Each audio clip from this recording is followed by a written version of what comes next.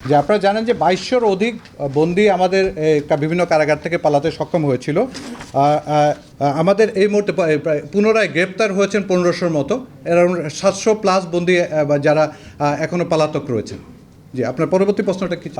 এর মধ্যে আসলে একদম সুনির্দিষ্টভাবে আপনাকে বলতে পারছি না, বাট টোটাল সব মিলিয়ে শীর্ষ সন্ত্রাসী অথবা যদি আসলে ডেফিনেশনটা অনেক ক্ষেত্রে মিলবে না, তা আমাদের যে ডিফাইন্ড অনুসারে শীর্ষ সন্ত্রাসী ১১ জন মুক্তি পেয়েছেন, জঙ্গিদের মুক্তি পেয়েছেন অ্যারাউন্ড বিভিন্নভাবে ২২২ জনের মতো, সরি আমি কারেক্ট করছি ১৭৪ জনের মতো, বিভিন্ন যারা জেএমবি অথবা বিভিন্ন নামে ছিলেন তাদের মধ্যে। আর শীর্ষ সন্ত্রাসী নামে আমাদের ডেফিনেশনে ১১ জন মুক্তি পেয়েছেন।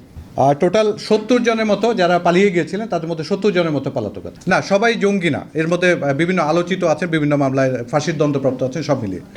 বেসিক্যালি আমরা প্রতিটি যে ঘটনাগুলো ঘটেছে আমাদের বিভিন্ন কারাগারে ৫ই অগাস্ট পরবর্তী, এগুলো প্রতিটা ঘটনাকে আমরা আলাদাভাবে পর্যালোচনা করেছি, আমরা তদন্ত করেছি। এবং এখানে আমাদের কাছে দুটো জিনিস মনে হয়েছে। একটা হচ্ছে আমাদের অবকাঠামোগত দুর্বলতা ছিল, এবং যেটা হচ্ছে আপনারা জানেন কারাগারগুলো বহির নিরাপত্তা অথবা এক্সটার্নাল থ্রেটের নিরাপত্তার দায়িত্বে আসলে আমাদের আইনশৃঙ্খলা রক্ষাকারী বাহিনী থাকেন। তো এক্ষেত্রে ওই সময় আমাদের আইনশৃঙ্খলা রক্ষাকারী বাহিনীর অনুপস্থিতিজনিত কারণে ঘটনাগুলো আমরা থামাতে পারিনি। এছাড়া আরেকটা বিষয় উঠে আসছে, যেটা হচ্ছে আমাদের কিছু প্রাতিষ্ঠানিক দুর্বলতা অথবা আমাদের রক্ষী এবং ব্যবস্থাপনার কিছু দুর্বলতা আমরা চিহ্নিত করেছি। এই সবগুলো বিষয়ে যেগুলো আমাদের আওতাধীন, ওগুলো প্রতিরোধ করার জন্য আমরা কিছু পদক্ষেপ নিয়েছি।